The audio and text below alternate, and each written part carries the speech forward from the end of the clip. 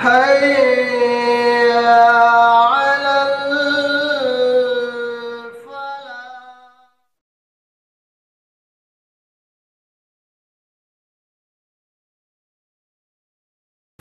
السلام عليكم ورحمة الله وبركاته. الحمد لله رب العالمين والعاقبة للمتقين والصلاة والسلام على رسول الأمين وعلى آله وأصحابه أجمعين. أما بعد.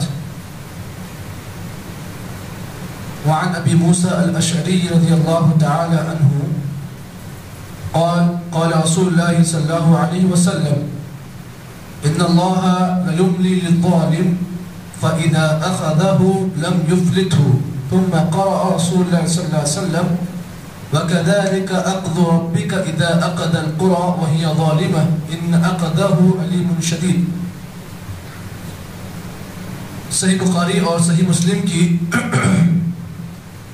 بڑی مشہور و معروف حدیث جس کے راوی حضرت ابو موسیٰ اشعری رضی اللہ تعالی عنہ ہیں.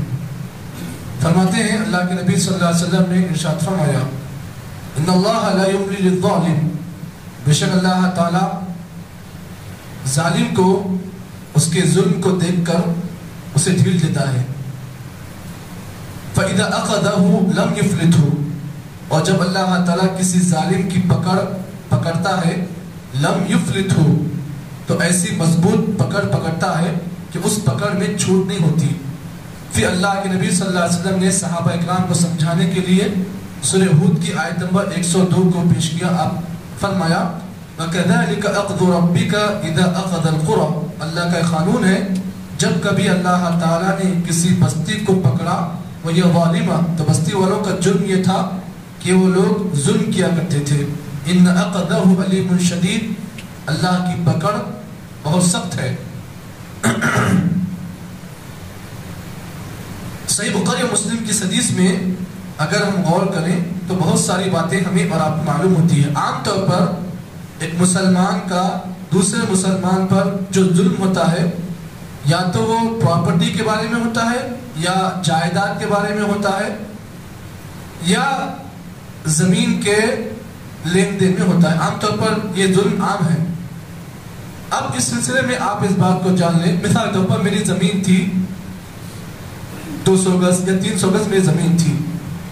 میرے بازو والے آدمی نے میری زمین میں سے 2 گز یا 3 گز اس نے قبضہ کر لیا. اب یہاں پر جس آدمی نے میری زمین میں سے 2 گز یا 3 گز قبضہ کر لیا، اب وہ آدمی جو ہے یہ سمجھتا ہے کہ میں نے بڑی چالاکی کی ہے، جبکہ وہ بیوقوفی کر رہا ہے. کیوں؟ اس لیے کہ دنیا کے اعتبار سے وہ چالاکی کر رہا ہے لیکن اخروی اعتبار سے وہ بیوقوف ہے. عام طور پر جب کبھی ہم گھر بناتے ہیں، گھر کا جو حصہ ہوتا ہے اسے ذرا آگے کر لیتے ہیں، یعنی جو عام جو گھر کا جو رقبہ ہوتا ہے، جو گھر کا جو میپ ہوتا ہے، عام طور پر مسلمان جب گھر بناتے ہیں تو 2 فٹ آگے پیچھے ہونے کے بعد 2 فٹ آگے ہو جاتے ہیں تاکہ جگہ کھل جائے. اب اس سلسلے میں اللہ کے نبی صلی اللہ علیہ وسلم کی ایک حدیث آپ کے سامنے پیش کر دوں جو اسی سے متعلق ہے. نبی اکرم صلی اللہ علیہ وسلم کے ازواج مطہرات میں سے آپ کی زوجہ مطہرہ حضرت عائشہ رضی اللہ تعالیٰ عنہ کی روایت ہے.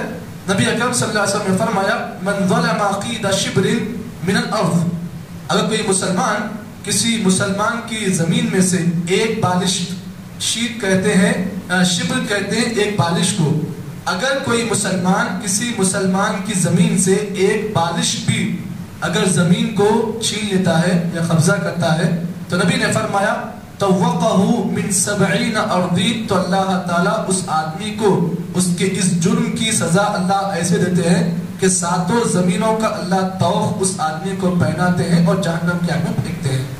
یعنی 7 زمینوں کا جو طوق ہے، مثال طور پر 7 آسمان ہیں، اسی کے ساتھ ساتھ 7 زمین بھی ہیں، تو 7 زمینوں کا اللہ طوق بنائیں گے، بنا کر اللہ تعالیٰ اس کے گلے میں اسے ڈال کر اللہ تعالیٰ گھسیٹ کر اسے جہنم کی آگ میں پھینکیں گے. اب یہ مسئلہ ہے ایک بالش زمین کا. اب سوچو کہ جو آدمی کئی گز زمین چھین لیا کسی کی، اب اس کا انجام کیا ہوگا؟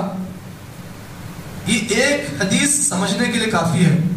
اگر اس کو سن کر بھی اگر کوئی مسلمان اس حرکت پر جمع ہوا ہے تو اس کا مطلب یہ ہے کہ شاید اللہ تعالیٰ کی سزا کا اسے ڈر نہیں ہے. کیونکہ رب کی جب سزا آتی ہے تو سزا کا قانون یہ ہوتا ہے کہ اللہ کی پکڑ بڑی سخت ہوتی ہے. جب اللہ کسی انسان کو پکڑتا ہے تو پھر اس پکڑ میں ڈھیل نہیں ہوتی ہے بلکہ وہ پکڑ بہت سخت ہوتی ہے.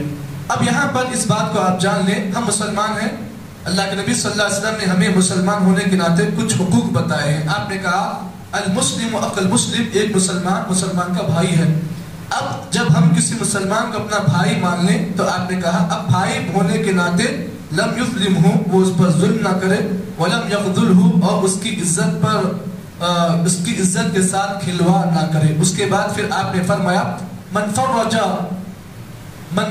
مسلما فی کربۃ, کوئی مسلمان کسی مسلمان کی دنیا کی مصیبت کو دور کرتا ہے تو اللہ تعالیٰ اس کے اخروی مسائل کو اللہ تعالیٰ دور کرتا ہے.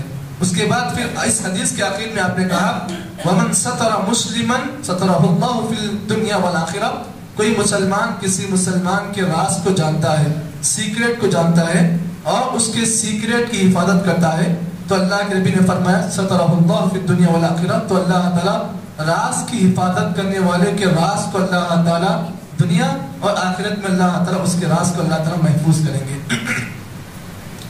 اب یہاں پر آپ اس بات کو جان لیں, اس حدیث کے اندر ایک چیز آپ نے سنی ہوگی, کیا فرمایا نبی اکرم صلی اللہ علیہ وسلم نے, ان اللہ لا یملی للظالم, اللہ تعالیٰ ظالم کے ظلم کو دیکھ کر اللہ تعالیٰ اسے ڈھیل دیتا ہے. ہونا کیا چاہیے تھا, اللہ پکڑے, لیکن اللہ تعالیٰ ڈھیل دیتا ہے. جس طریقے سے آپ دیکھتے ہیں ایک بچہ جب پتنگ پلاتا ہے, پتنگ جب پلاتا ہے جو جتنا دھاگا چھوڑتا ہے پتنگ اتنی لمبی اڑتی ہے, اور جیسے ہی پتنگ کا اگر دھاگا اگر نکل جائے تو پھر کیا ہوتا ہے, پتنگ بھی غائب ہو جاتی ہے اور وہ دھاگا بھی غائب ہو جاتا ہے. ٹھیک اللہ تعالیٰ کا قانون بھی ایسے ہی ہے, جب اللہ تعالیٰ کسی انسان کی پکڑتا ہے تو ایسا پکڑتا ہے پتنگ بھی غائب ہو جاتی ہے اور اس پتنگ کا دھاگا بھی غائب ہوتا ہے, وہ پتنگ پلانے والا بھی غائب ہوتا ہے. تو یہ اللہ کا قانون ہے. تو اللہ کے نبی نے فرمایا ان اللہ لا یملی للظالم, اللہ تعالیٰ ظالم کے ظلم کو دیکھ کر اسے ڈھیل دیتا ہے, چل اور ظلم کر اور ظلم کر اور ظلم, کتنا کرنا ہے کر لے, حتی اذا اخذہ, جب پکڑتا ہے, لم یفلتہ, انسان چھوٹنے کی کوشش کرے لیکن نہیں چھوٹ سکتا. تو اس حدیث میں مجھے اور آپ کو یہ بات معلوم ہوئی کہ اگر کوئی انسان آپ پر ظلم کر رہا ہے تو آپ اطمینان سے بیٹھیں, آپ پریشان مت ہوں, کیونکہ وہ آپ پر جو ظلم کر رہا ہے وہ اپنی آخرت کو برباد کر رہا ہے آپ پر ظلم کر کے. اور جب اللہ کی اسے سزا آتی ہے تو ایسے آتی ہے کہ بعض انسانوں کو آپ دیکھتے ہیں کہ مرتے وقت انہیں پانی کا گھونٹ بھی نصیب نہیں ہوتا ہے, پانی کا گھونٹ بھی انہیں نصیب نہیں ہوتا ہے. یہ اللہ تعالیٰ دنیا میں ایسے لوگوں کو سزا دیتے ہیں اور آخرت میں تو سزا بڑی خطرناک ہے. تو اللہ تعالیٰ سے دعا کریں کہ اللہ تعالیٰ مجھے اور آپ کو ہمیشہ ہر مسلمان کے ساتھ اچھا سلوک کرنے کی توفیق عطا فرمائے. اللہ تعالیٰ ہر طریقے کے ظلم کرنے سے اور ظلم کے کاموں سے اللہ تعالیٰ ہم تمام کی حفاظت فرمائے. آمین. سبحان اللہ بحمدہ, سبحانک اللہم وبحمدک, اشہد ان لا الہ الا انت, استغفرک و اتوب الیک.